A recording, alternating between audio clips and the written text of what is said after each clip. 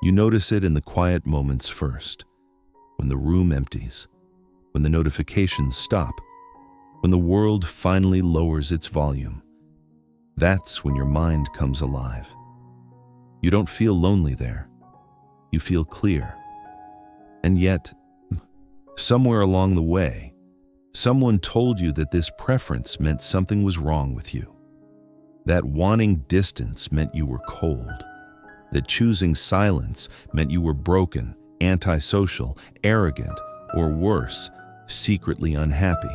But you know, the truth is more complicated than that. Because solitude didn't come from weakness, it came from capacity. Your mind runs hot, constantly processing, analyzing, connecting invisible dots that others don't even notice. Conversations feel shallow, not because you lack empathy, but because your inner world is already crowded with depth. And so, the very thing that protects you, withdrawal, independence, self-sufficiency, slowly becomes the thing that distances you from others. This is the paradox. Solitude is what keeps you sane, but solitude is also what makes you misunderstood. A quiet question echoes inside you. Why does what saves me also separate me? This is the Sigma paradox, and if you're here, it's likely because you've lived it. The archetype often labeled the Sigma isn't defined by dominance or detachment, it's defined by internal complexity. High IQ individuals tend to experience the world through a heightened cognitive load. Their brains don't idle, they orbit. Neuroscientifically, this is closely tied to the default mode network, the system responsible for introspection, future simulation, and self-referential thought. In highly intelligent minds, this network is unusually active, which means that even at rest you're working. Solitude becomes less of a preference and more of a biological requirement. Add to this hypervigilance, a state where the nervous system is constantly scanning for meaning, inconsistency, or threat. You pick up on micro-expressions, tonal shifts, logical gaps.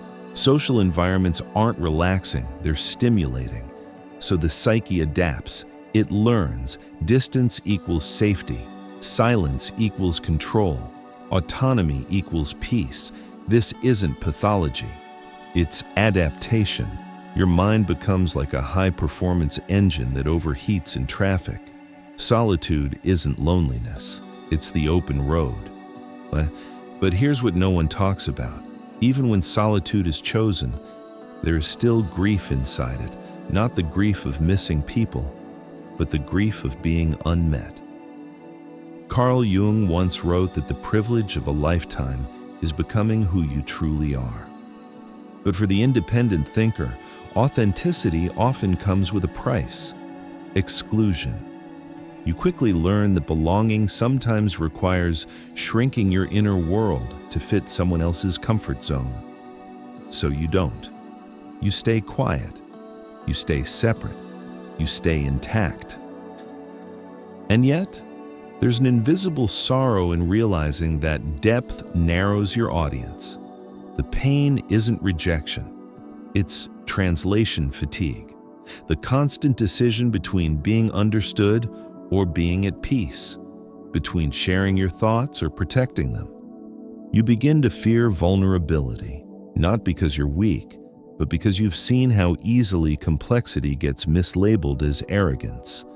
Simple moments become complex calculations. Is this worth explaining? Is this worth the energy? Will this cost me my calm? And so you choose solitude again, not because it's empty, but because it's honest. As an adult, this pattern shows up everywhere. You might prefer deep one-on-one conversations but avoid group dynamics entirely. Feel energized by work that allows autonomy, yet drained by environments that require constant collaboration. Struggle in relationships where emotional access feels demanded rather than invited. Or set strong boundaries, and then feel guilt for enforcing them.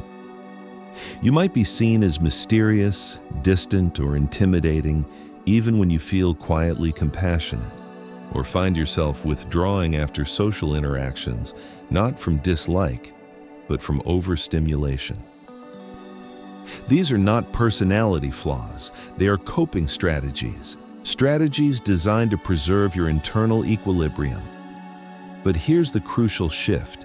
Healing doesn't mean forcing yourself into noise. It means witnessing the pattern without romanticizing or condemning it. Not gaslighting yourself into believing you're just built this way, nor shaming yourself for needing space. Unlearning begins when you stop asking, "What's wrong with me?" and start asking, "What did this protect me from?" Because solitude was never the enemy. It was the solution to environments that couldn't hold your depth. Healing for the independent thinker doesn't mean becoming more social. It means becoming more selective with intimacy. Practices like inner child reparenting teach you to offer yourself the understanding you once searched for externally. Shadow work invites you to integrate the parts of yourself that learn to hide in order to survive. And perhaps the most radical step of all, choosing softness without abandoning discernment. You don't need to give up solitude to be whole. You need to stop using it as armor. True peace isn't isolation, it's alignment. Breath. As the philosopher Spinoza suggested, freedom is understanding necessity. You are never wrong for needing space. You are responding intelligently to the demands placed on your nervous system. The goal isn't to be fixed. The goal is to be integrated, to know when to step back and when to step forward. And if this resonated with you, know this: you are not alone in your solitude. You are not broken in your independence. You are not cold for choosing peace over noise. You are simply learning how to carry a powerful mind in a loud world. If you made it this far, it means you are ready to accept your own nature. Comment "Silence is power" to anchor this truth in the comments below. If this resonated with you, share it with someone who values depth over noise, and subscribe to the Psyche Archive for conversations that go where shallow words can't. The goal was never to fit in, it was always to be free. Welcome home.